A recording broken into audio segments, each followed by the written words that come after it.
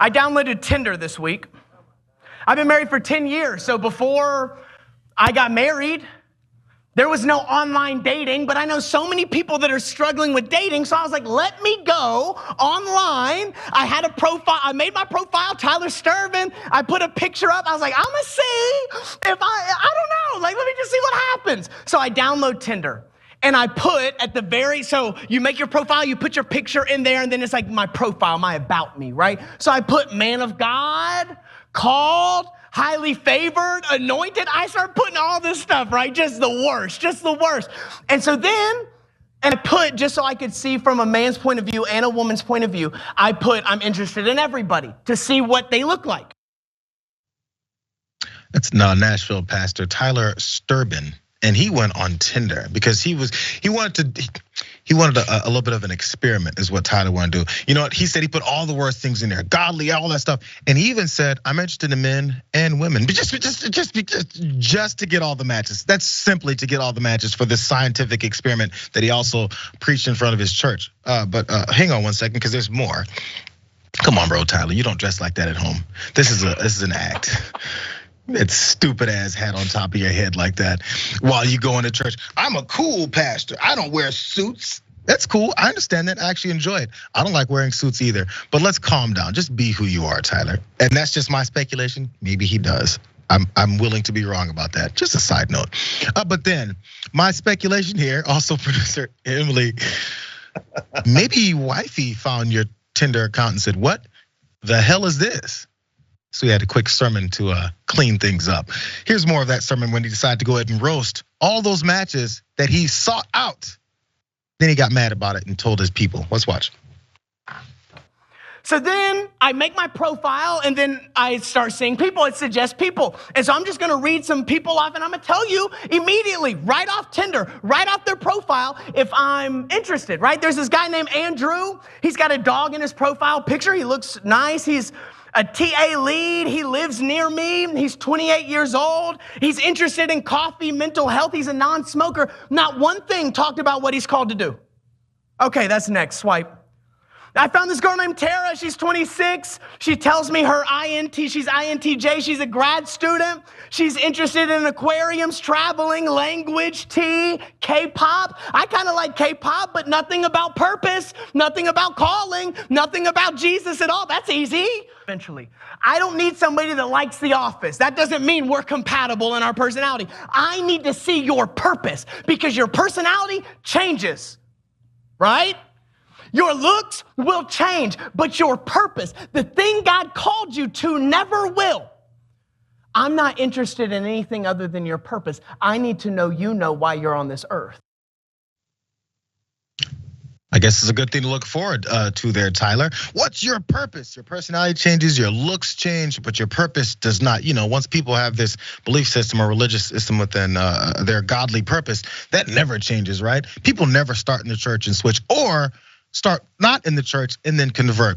It's almost like the complete basis for Christianity, right? No, who cares? But there's more to this though, because there was a couple sites that we could point out that maybe Tyler could go on to find his Christian match, considering his wife probably isn't very happy with him right now. There's Christian Mingle. It's weird because there's these Christians on that site, and they put forward things that they are about. In fact, they tell you their purpose. They even tell you, Tyler, how often their purpose is exercised. Do they attend church? How often? Every week, special occasions, once or twice a week, or several times a year. Maybe every day they might be at church. That's your purpose, right? Maybe they're in your church, Tyler, and you don't have to go so far. Still, he's pushing all this stuff. There's another one though. This was funny though, before we get to these, everything you got on this, David. There was another one called The Right Stuff.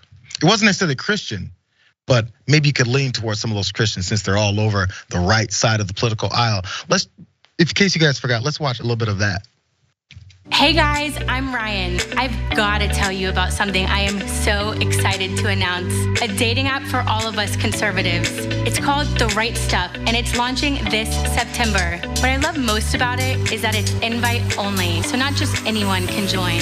First of all, it's free to use.